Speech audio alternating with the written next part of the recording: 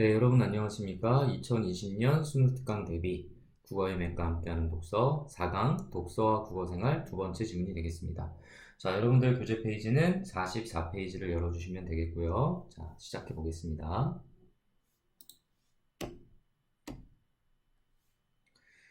중국의 병서인 손자병법에서는 싸우지 않고 적을 굴복시킨다는 부전승의 관념을 제시하고 있다. 자, 이거 봤을 때 부전승에 대해서 이야기를 하고 있네요. 손자병법에 대한 이야기를 하기도 하고요. 자, 그래서 손자병법에서는 부전승을 뭐라고 말했는가? 라고 하는 점을 우리가 생각하면서 봐야 되겠습니다. 중국에서는 오래전부터 직접적인 무력 행사를 통해 이웃나라를 복종시키는 것보다 무력을 쓰지 않고 복종시켜 저절로 통치가 이루어지는 것이 바람직하다고 여겼다. 자, 그렇게 생각을 했답니다. 손자의 부전승 관념은 이런 전통의 영향을 받아 전쟁은 인정하되 가급적 평화적인 방법으로 분쟁을 해결하는 것으로 볼 수 있다. 자, 손자가 말이죠. 부전승 관념은 이런 전통의 영향을 받아서 전쟁은 인정하되 라고 얘기를 했습니다. 그러니까 전쟁을 부정한 건 아니에요, 손자도. 전쟁이 필요하다 라고 이야기를 했지만 가급적 평화적 방법으로 분쟁을 해결할 수 있는 부전승을 굉장히 이상적인 가치로 두었다 라는 말을 하고 있는 거네요. 자, 그런데 전쟁에서 과연 부전승은 가능한 것인가? 자, 이렇게 문제 제기를 하고 있습니다. 손자는 부전승이 가장 이상적인 가치다, 평화적인 방법이다 라고 얘기했는데 중요한 건 그렇게 생각하는 게 아니라 과연 현실적으로 가능한 것이냐 라고 문제를 제기했네요. 그죠? 그럼 그에 대한 답변이 있겠죠. 손자는 전쟁에서 부전승을 하나의 이상향으로 제시했지만 그 실현이 현실적으로는 어렵다고 보았다. 이상형으로는 좋지만 현실적으로는 어렵다라고 손자도 생각했다는 거예요. 그러니까 현실에서 부전승을 거두는 것은 매우 어려운 일이다 라고 생각했다는 겁니다.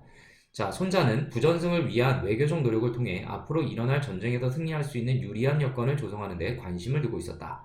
자, 그래서 손자는 부전승을 위해서 뭘 했답니까? 외교적 노력을 했다라는 말이고요. 이 외교적 노력은 앞으로 일어날 전쟁에서 승리할 수 있는 유리한 여건을 조성하는데 중요한 기능을 했다라는 말이 되겠네요. 자, 그럼 여기서 중요한 게 손자는 부전승을 위해서 외교적 노력을 하고요. 또 전쟁이 발발하지 않게 하기 위해서 외교적 노력을 한다는 게 아니라 전쟁이 일어났을 때 승리할 수 있는 유리한 여건을 조성하기 위해서 외교적 노력을 한다라고 했다는 게 매우 중요하겠네요. 뒤에 가서 우리 여러분들 다 뭐 이 지문은 미리 봤던 지문이잖아요. 우리 복습하는 내용 정리하고 있는 거니까.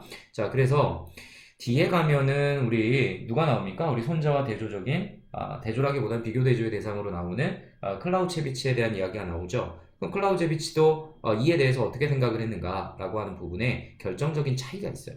그래서 이따가 더 얘기를 하겠지만은 손자는 어땠다? 전쟁이 일어날 것을 대비해서 전쟁이 일어난다라는 전제 아래에서 그 전에 외교적 노력을 통해서 승리할 여건을 만드는 데 노력을 했다. 이런 얘기를 한 겁니다. 자, 그 다음으로 가볼게요.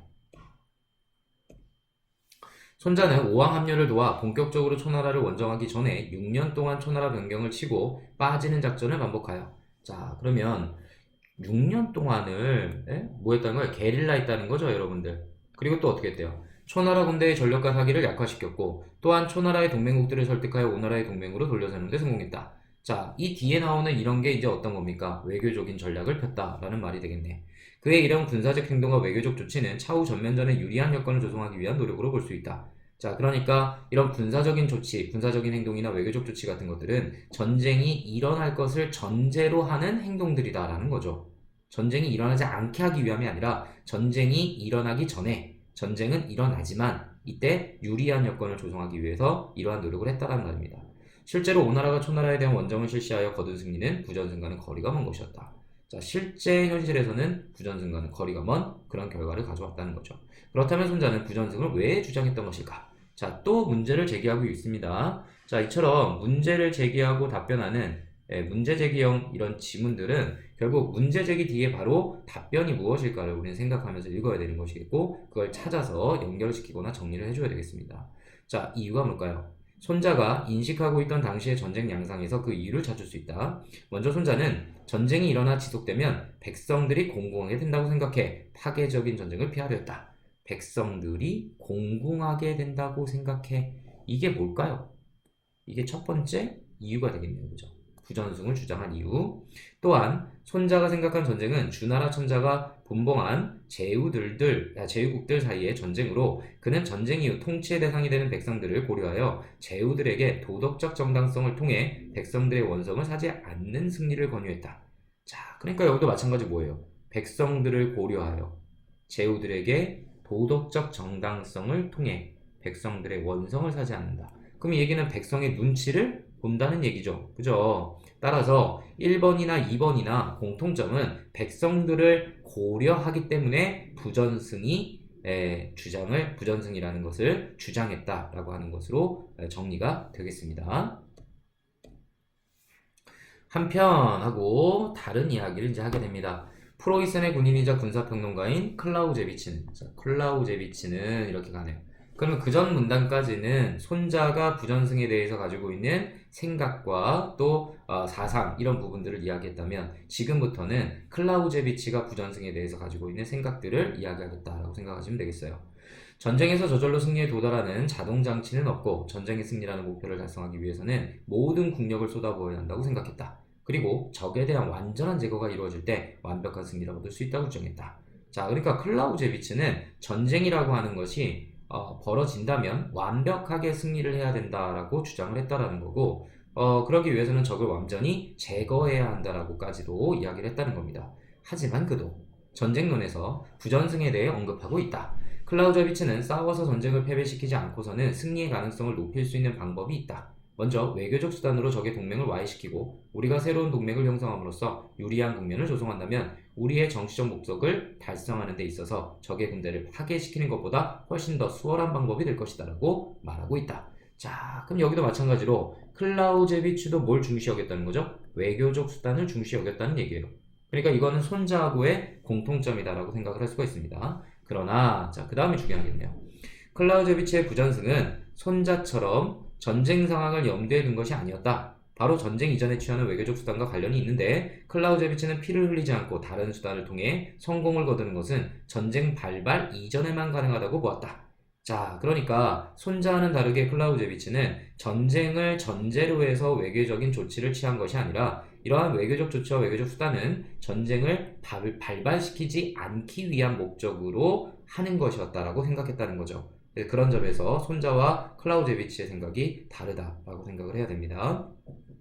그는 전쟁이 일어난 이후 외교적으로 교섭하여 전쟁을 종결하는 것은 유혈의 전투로 인해 초래된 전황의 유리함과 불리함 때문이므로 부전승은 아니라고 생각했다.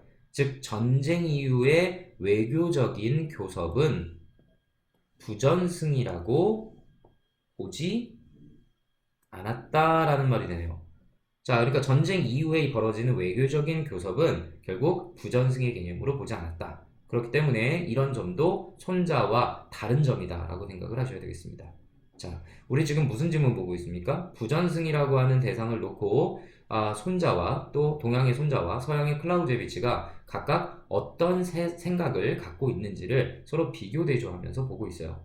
중요한 건 공통점이 무엇인가를 잘 찾는 것도 중요할 거고 더욱 중요한 것은 차이점이 무엇인가를 정확하게 인식하는 것도 매우 중요합니다. 따라서 여러분들이 이러한 지문의 형태를 읽어나갈 때에는 공통점이나 차이점을 명확하게 인지하면서 읽는 습관을 들여주셔야 되겠고요. 이 지문에서는 차이점이 바로 외교적 수단을 사용한다라는 점에 공통점은 있지만 결과적으로 외교적 수단이 언제 이루어지는 것이고 또 어떤 목적을 위해서 이루어지는 것이냐라고 하는 관점에 따라 부전승인지 아닌지를 바라보는 시각이 다르다라는 것을 인식하셔야 된다는 거죠. 그 다음으로 갈게요. 클라우제비치는 적도 비폭력적 전략을 선택할 때만 부전승이 성공할 수 있다고 보았다. 자, 클라우제비치가 생각하는 부전승의 또 다른 조건은 적도 비폭력적 전략을 선택할 때만이라고 얘기했네. 그러니까 상대국도 폭력을 원하지 않고 비폭력적 전략을 선택할 때만 부전승이 가능하다. 거꾸로 말하면 상대방이 폭력적 전략을 선택하고 있을 때 우리가 비폭력적 전략을 선택한다면 그건 부전승이라고 볼 수 없고 또 부전승이 될 수도 없는 상황이다 라고 얘기를 하고 있습니다. 따라서 적이 비폭력적 전략을 거부한다면 비록 막대한 인명과 자원이 손실이 예상되더라도 이를 감수하고 전투를 치를 준비가 되어 있는 측이 유리하다고 주장했다. 적의 전투를 각오하고 있음에도 불구하고 부전승을 말한다면 이는 오히려 적의 용기를 북돋아주는 결과를 가져온다고 판단했기 때문이었다. 자, 그래서 클라우제비치는 적이 비폭력적 전략을 선택할 때만 부전승이 가능하다라는 전제를 또 하나 달았다. 이렇게 생각하시면 되겠습니다. 자, 지금까지 우리 부전승에 대해서 이야기를 하는 지문을 살펴봤어요. 자, 부전승에 대한 두 가지 견해, 손자의 견해와 클라우제비치의 견해를 각각 비교 대조의 방식을 사용해서 설명한 지문을 읽어봤습니다. 자, 여기까지 하겠습니다.